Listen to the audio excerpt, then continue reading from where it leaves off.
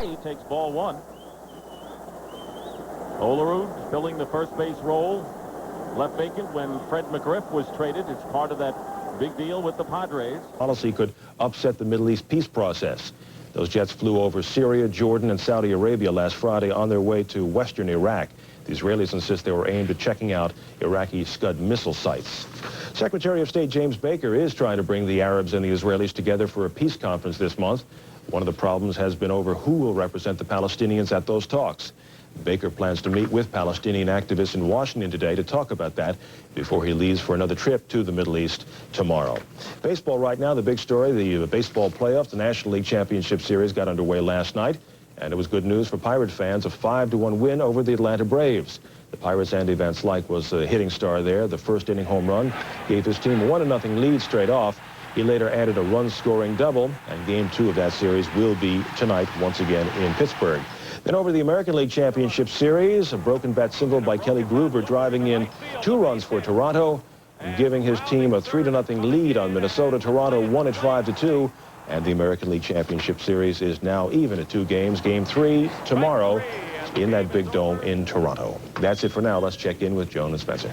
All right, Mike, thank you very much. Weather going to be okay for all the games? Oh, absolutely. You just caught me babbling here, which is my normal state. But yes, the weather will be fine. Weather's going to be great all around the country today with just a few minor exceptions. Some unbelievably high temperatures for this time of year. Can you believe the heat wave in California right now? Don't go to your home state.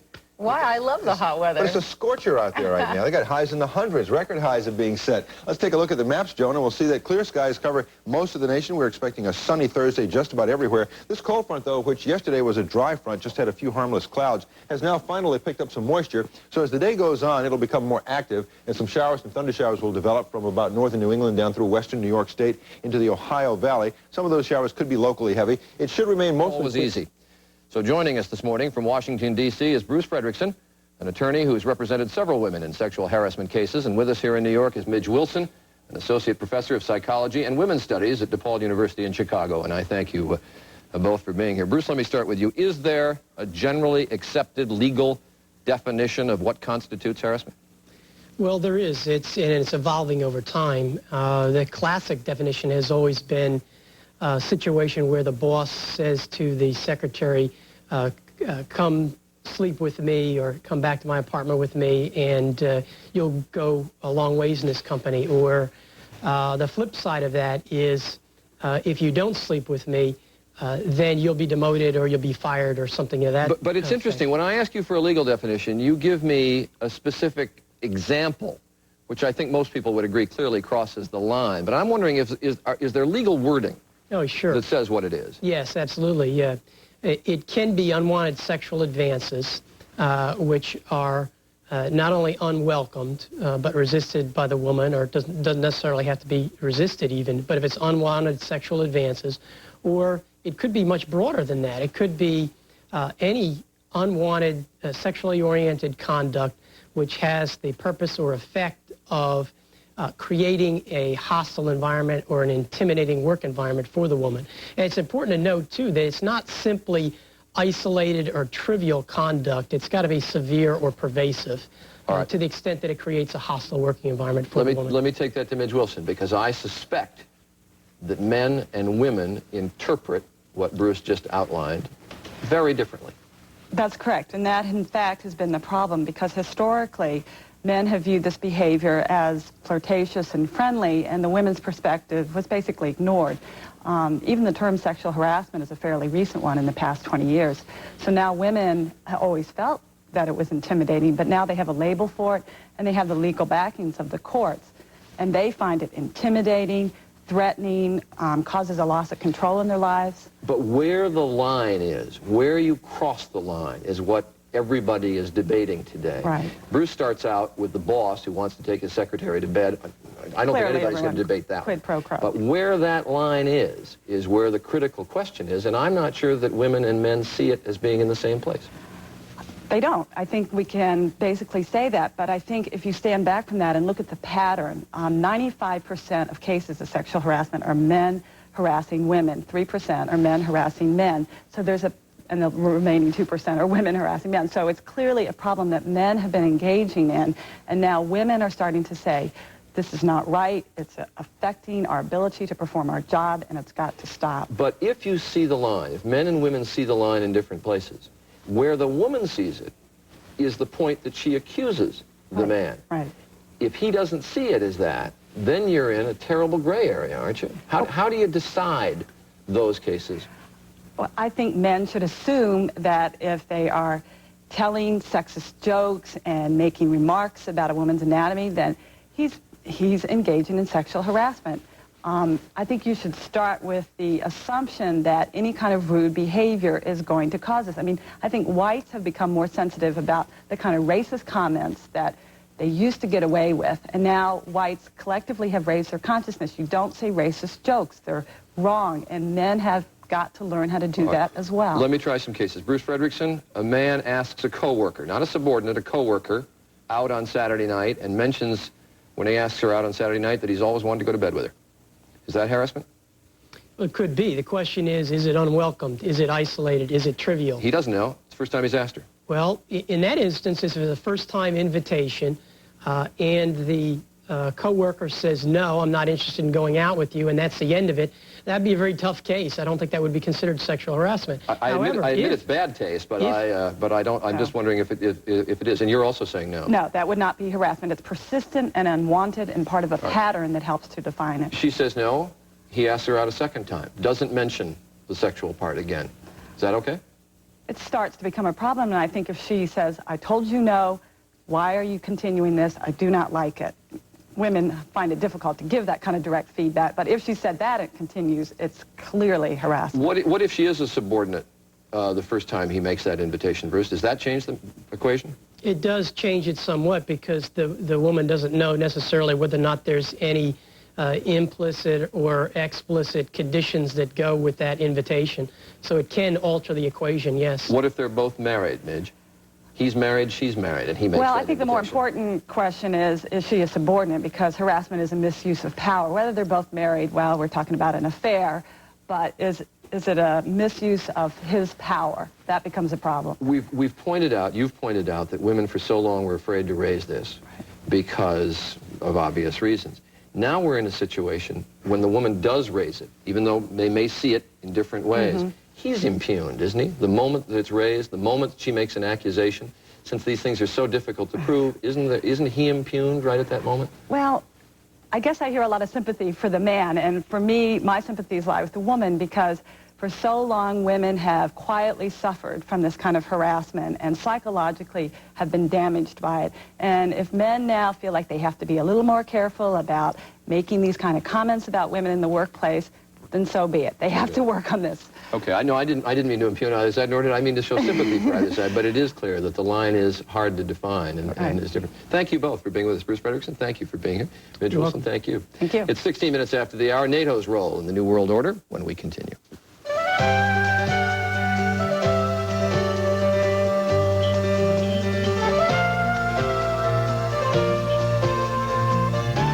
In Europe, including the Soviet Union. The second role is, of course, to manage the relations between North America and Europe, which are vital also for the stability and security. The third role is, of course, to protect us against risks. We are going through a very difficult phase of transition. The big threat has gone away, luckily enough, but there are a lot of risks remaining, so we become a kind of insurance company against risks. So these I see as the major functions, and you could see it during the coup in the Soviet Union. All turned to NATO. I got a lot of calls from Central and Eastern European countries, even from the president of Russia, Yeltsin, at a very critical moment of the breakdown of the coup. Well, with the Soviet threat not being the focus, and you talk about these other risks, does this mean that you will redistribute your forces around Europe?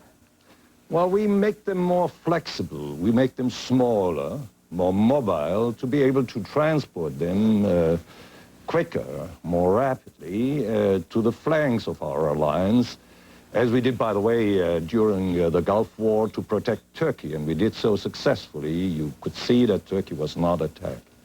I wrote down one of the main goals of next month's NATO summit is to establish a new Euro-Atlantic security architecture that includes rather than isolates the Soviet Union. Now, everyone always resists change, and of course, as we know, some NATO member countries have opposed ties with a former foe. How do you appease these and make everybody comfortable with this?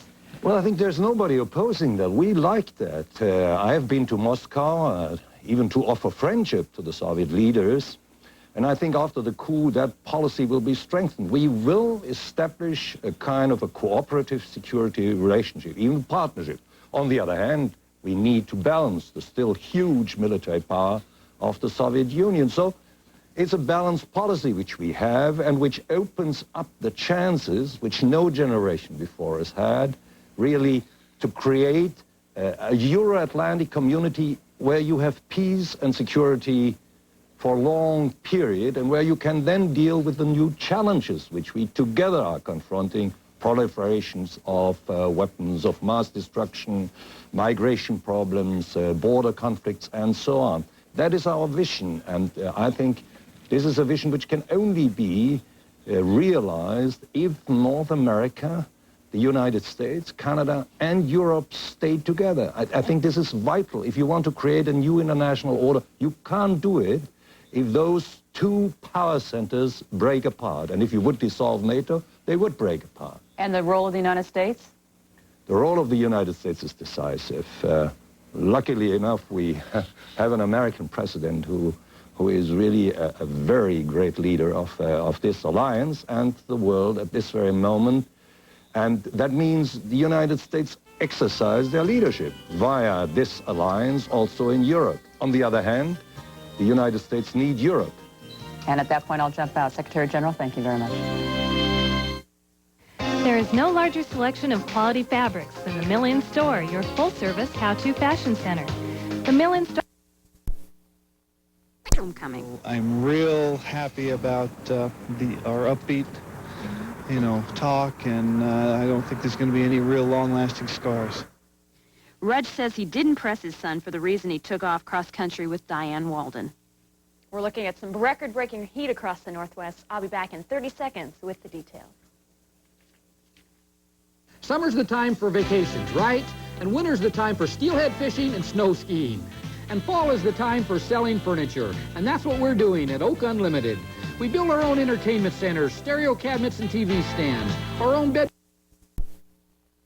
Who's got what and where's it going and where are they pointed, and now everyone's getting rid of everything, it seems like, or not quite so that's my true. topic. All right. Over the summer, Boris Yeltsin said that nuclear weapons scattered across the Soviet Union should be put under central control. But this week in Moscow, experts from America and the Soviet Union are meeting and worrying that that may not happen. There are 27,000 nuclear warheads in the Soviet Union. There are missile bases in the Russian Republic, Belarus, Kazakhstan, and the Ukraine. The Republic of the Ukraine has perhaps 1,000 nuclear warheads on long-range missiles capable of reaching the United States. And on top of that, they have thousands of tactical or short-range nuclear weapons that could reach Moscow or threaten the immediate surroundings. Many SS-19, SS-20, and SS-24 intercontinental ballistic missiles, giant Soviet missiles, are built in the Ukraine. The Ukraine also has 2 long-range missile bases and 8 air bases for nuclear bombers. So if you take that as a whole, you have the Ukraine, which is little known in the West. People don't know who are the leaders, what's the makeup of the Ukraine, suddenly becoming a new independent nation that has a nuclear arsenal that dwarfs that of Great Britain, of France, and even China. Suddenly a huge nuclear weapons power in our midst that we knew little about previously. The president of the Ukraine, Leonid Kravchuk, told President Bush the Ukraine wants to be nuclear-free, no nuclear weapons. But so far, Kravchuk has not endorsed any plan to hand the weapons back to Moscow.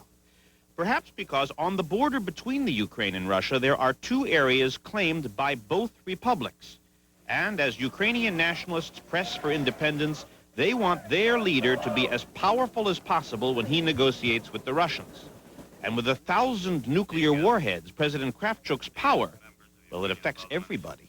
When you're talking about nuclear weapons and a strategic capability, you're talking about a leader who has a finger on a nuclear trigger of weapons that can reach the United States and vaporize our cities.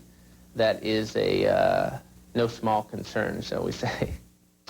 The president of Kazakhstan, I should mention, in addition to the Ukraine, has said that he will keep his nuclear weapons on Kazakhstan soil. He may be willing to discuss who controls them, but Kazakhstan, he says, is going to be at least the possessor of nuclear weapons forever. So in a simpler, colder world, we had one superpower to deal with. Now we've got at least almost a handful. Yeah. Can we ever get back to the bad old days to make it at least simpler? Well, that's the question, and that's the question being discussed this week in Moscow. There seem to be only 3 ways to do this. And why don't you be you be the Ukraine, if you like, All right? I'll be the Ukraine. Option number 1, you give all of your weapons back to President Gorbachev. Would you do it? No way. Why? That's one of my last bargaining chips. I don't have much to start with. I've got this bargaining chip. I'm not giving them to Gorbachev. And there's also the problem that Gorbachev may not have the soldiers or the resources to protect so many weapons. He might not be there next week. All right, Boris Yeltsin, the president of the Russian Republic, Really? give them all to me. No, because you're too big and too powerful anyway, and I don't trust you. This leaves then only the third option, and this is the option being discussed in Moscow right now, an international inspection system. This involves economic policy of the West. The West could turn to Belarus or the Ukraine and say, look, you want our food, you want our aid, you want Western money, you also want to maintain a nuclear arsenal, you can't have both. You want the bombs, grow your own food. You want our food and money, get rid of the bombs, or submit at least to international inspection. I mean...